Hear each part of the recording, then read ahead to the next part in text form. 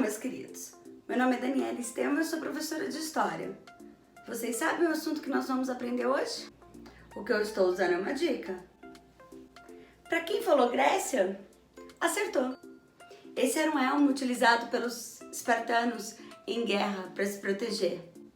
Mas além dos espartanos, nós vamos aprender também sobre os atenienses e, é claro, as principais características da Grécia Antiga, como, por exemplo, seu histórico, política, economia, religião e o legado grego para a atualidade. Vamos para o início da nossa aula? Primeiramente, no que diz respeito ao contexto histórico, a Grécia foi formada por vários povos que vieram de regiões distintas. Esses povos são os aqueus, os jônios, os dórios e os eólios. Como eles buscavam regiões para plantação, eles vão começar a formar tribos nômades que, ao crescer e se organizar, vão dar origem às primeiras cidades-estados gregas. E é assim que vai se formar a economia grega. Primeiro, com base na agricultura. Com o tempo, eles vão desenvolver o artesanato, que vai possibilitar as trocas comerciais, que serão feitas pelo mar Mediterrâneo. E dessa forma que os gregos vão ter contato com vários outros povos. No que diz respeito à política, os gregos nunca formaram uma união, nunca teve um rei que comandou todo o território. Eles sempre estiveram unidos, como uma civilização, por conta do seu idioma, o latim, e por conta da sua religião. No que diz respeito à política, ao poder, ele era descentralizado, porque a Grécia estava formada por várias cidades-estados.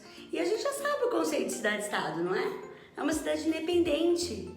Na sua forma política, administrativa, social, ela não precisa dar satisfação para ninguém. E era assim que estava marcada a política grega, por várias cidades-estados. Depois receberam o nome de polis, que tinha o poder exercido pelos cidadãos através das assembleias, onde eles se encontravam para decidir o que era melhor para a cidade. Das várias cidades-estados gregas, duas se destacaram: Esparta e Atenas. É claro que eu comecei por Esparta, Afinal de contas, em homenagem ao início da minha aula. Como que está marcada a civilização espartana? Está marcada pelo militarismo, por uma rígida disciplina e por um exército permanente. Isso que é legal. As cidades, elas não precisam, por elas serem independentes, elas não precisam seguir o mesmo pensamento. Então, Esparta estava toda voltada para o militarismo. Para ela, a honra era ser militar, lutar, morrer na guerra. Não é à toa que as crianças eram preparadas desde os 7 anos de idade. Elas eram retiradas de casa para ir para um treinamento super pesado. E aqueles que nasciam com alguma deformidade, algum problema físico, intelectual, eram descartados. Absurdo, essa parte não é legal de Esparta, mas é verdade, eles acreditavam numa sociedade perfeita, na seleção dos mais aptos. Uma pessoa que viesse com alguma deficiência, ela não estaria apta para o militarismo espartano. Por sempre estar voltada para a guerra, Esparta vai definir a sua política como uma diarquia. O que é uma diarquia? São 2 reis. Esses reis, eles eram responsáveis não só pela política, mas também eles eram líderes religiosos. Para definir as coisas dentro da cidade de Esparta, havia 2 tipos de assembleias. A primeira era a Gerúsia, que era composta por 28 homens, anciãos com mais de 60 anos, que estavam ali para ajudar o rei na administração da cidade. Como a sociedade também valorizava o exército, entre os 17 e os 30 anos, os homens estavam aptos para lutar. Depois dos 30 anos, passaram a fazer parte da APLA, que era a Assembleia de Cidadãos, que também auxiliavam nas decisões da cidade. Mas vamos deixar bem claro, quem é cidadão espartano? Filho de mãe e pai espartano. E da classe social mais rica? Entrando nesse assunto, vamos falar um pouquinho de como estava dividida a sociedade espartana. Primeiro, era uma sociedade estamental, uma sociedade com pouca mobilidade social. E de acordo com o seu nascimento, você tem um papel dentro da sociedade, você não pode mudar.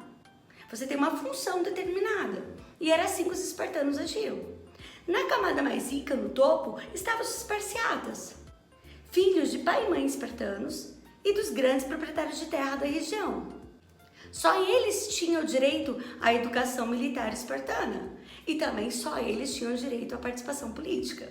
Na camada intermediária vinham os periecos, que eram os pequenos comerciantes e artesãos. Eles pagavam impostos, não tinham educação militar espartana, mas se eles fossem convocados diante de uma guerra, precisassem de homens, eles tinham que lutar. E é claro, né? Não tinham direito à participação política. E a base da sociedade estava formada pelos heliotas, que eram os camponeses que trabalhavam para os parciatas. Claro, esses menos ainda tinham direito à participação política. Uma coisa que é muito interessante na sociedade espartana é o papel da mulher. A mulher espartana, ela só não podia participar da política e do exército. Ah, professora, mas isso não é nada. Perto da ateniense a gente vai ver que ela está muito no lucro, porque a ateniense não podia participar de nada. Como o homem estava sempre em guerra, ela tinha o direito de administrar a casa, de organizar, de tomar suas decisões. Ela não era submissa a esse homem. Não é à toa que ela recebia uma educação voltada para a arte e para o atletismo. Elas eram encorajadas a desenvolver o intelecto e muitas vezes recebiam até treinamento militar para, se caso a cidade fosse atacada, elas saberiam se defender. Existem algumas piadinhas de espartanos que diziam que as mulheres espartanas eram melhores guerreiras que muitos dos seus inimigos. A outra cidade super importante da civilização grega é Atenas, claro. Diferentemente de Esparta, ela não estava voltada para o militarismo. Ela até treinava, ela preparava seus soldados para isso, seus homens para uma guerra. Mas ela queria destacar o brilho intelectual desses homens, através da cultura, da arte, da filosofia. Não é à toa que alguns dos principais pensadores dessa época viveram em Atenas, como, por exemplo, Sócrates e Platão. E quando eu falo de Atenas, é claro, eu me remeto à democracia. Foram eles que criaram o sistema democrático. Ou seja, o que é democracia, moçada? Demo, povo, cracia, kratos, forma de governo. Ou seja, o governo do povo. O povo vai participar diretamente das decisões da sua cidade. Ou hoje, que fica um pouco complicado todo mundo votar e participar para qualquer mudança que vai fazer. Então a gente escolhe representantes que irão decidir pela gente.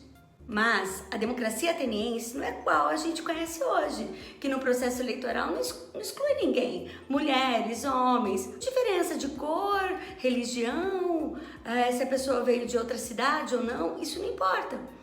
Em Atenas não era bem assim. Quem que era considerado cidadão para poder participar da democracia ateniense? Só homens acima de 18 anos e filhos de pai e mães atenienses. É claro, uma coisa que é legal, não havia a necessidade de ser rico. Se a pessoa era simples, camponesa, ela também podia participar do processo democrático. Mas mulheres, escravos e estrangeiros não tinham direito a essa participação. E como que acontecia esse sistema democrático? Havia primeiro as eclésias, que eram as assembleias para debater, discutir e definir os assuntos da cidade-estado, da polis. E todos poderiam opinar de forma direta e bem simples. E para fazer com que as coisas funcionassem, precisava de justiça, de ordem. E quem aplicava isso era a Ileia, que era uma espécie de um tribunal, formados por cidadãos escolhidos através de um sorteio. Diziam que quem era sorteado era diretamente escolhido por Deus. Pelo menos eles acreditavam nisso. E com tudo isso que a gente viu, dá para perceber que a educação ateniense tinha por objetivo formar cidadãos completos. Ou seja, que tinha conhecimento político, que tinha conhecimento nas artes, na cultura. Mas é claro, para ser completo, também tinha que ter um bom preparo físico. Por isso também eles treinavam, faziam atividades físicas e participavam do treinamento militar. Mas na educação ateniense havia uma diferença entre os meninos e as meninas. Os meninos eram levados para a escola a partir de 7 anos, para ter todo esse treinamento, todo esse preparo intelectual, físico, conhecimento político e tudo mais, para se tornar esse cidadão completo, né? Agora, as meninas, não. Elas já estavam voltadas para uma educação dentro de casa, para serem preparadas para o casamento. Não é à toa que uma característica marcante na sociedade ateniense é a participação feminina, ou seja, a ausência da participação feminina.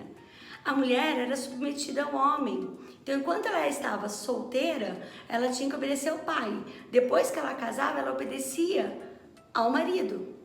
E quem escolhia esse marido eram os pais. E se essa mulher não pudesse ter filhos, fosse estéril, ou fosse acusada de traição, ela era também devolvida para os pais. Um outro assunto que é super interessante da sociedade grega é a religião. Muitos já ouviram falar dos principais deuses gregos. E aí a gente já consegue visualizar a primeira característica, que é o politeísmo, né? Então eles acreditavam em vários deuses. E esses deuses eram semelhantes aos seres humanos. Eles sentiam ódio, amor, paixão, compaixão, ira, bondade, todos os sentimentos que estão presentes no nosso dia a dia, em nós, né, como ser humano. A única coisa que diferenciava é que eles eram imortais e poderosos.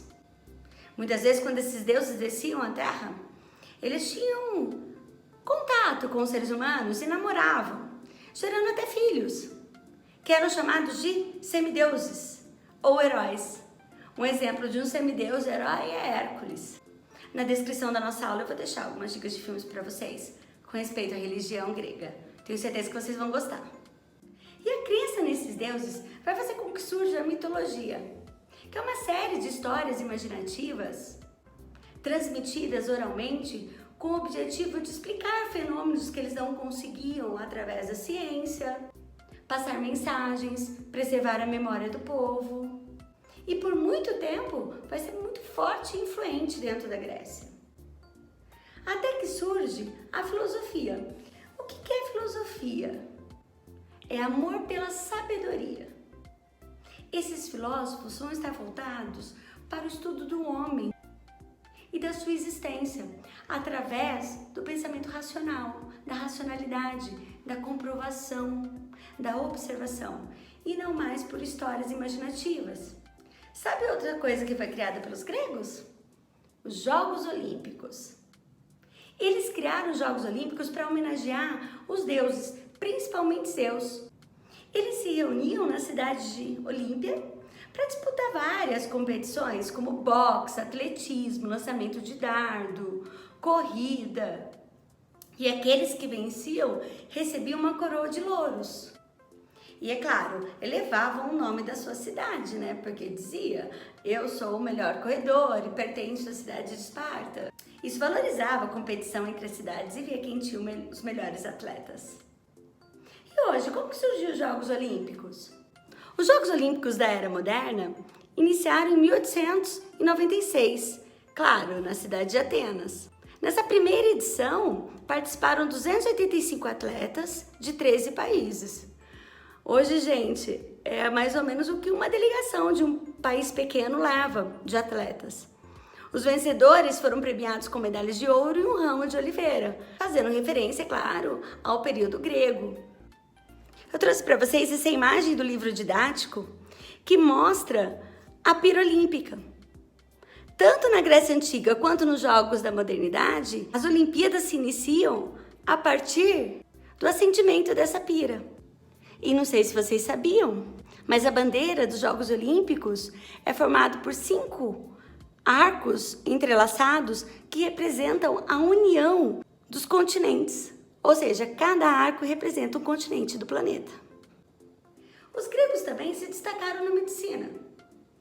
Hipócrates, médico grego, dizia que as doenças eram resultado do meio onde as pessoas viviam, da forma como elas se alimentavam e do estilo de vida que elas tinham, negando que fosse uma praga, algo vindo dos deuses. E olha que legal, a gente vê isso hoje, não é? O que é importante para você ter saúde? Ter uma boa alimentação, dormir bem, praticar atividades físicas, cuidar do corpo. Era o que Hipócrates já dizia. Não é à toa que ele é considerado o pai da medicina. E hoje, quando os alunos de medicina se formam, eles fazem um discurso de Hipócrates, que é um juramento em que eles prometem atender e ajudar, sempre que alguém precisar. Por fim, eu trouxe aqui uma criação incrível dos gregos, o teatro. As peças eram apresentadas ao ar livre em anfiteatros, mas apenas homens podiam participar. Por isso que era marcado pela utilização de máscaras. Existiam dois temas centrais nas peças teatrais gregas: ou era comédia ou era tragédia. A comédia geralmente contava cenas engraçadas do dia a dia.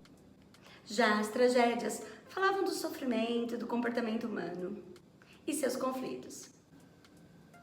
Adorei estar aqui com vocês, espero que tenham gostado. E daqui a pouco eu volto para falar um pouquinho das nossas atividades.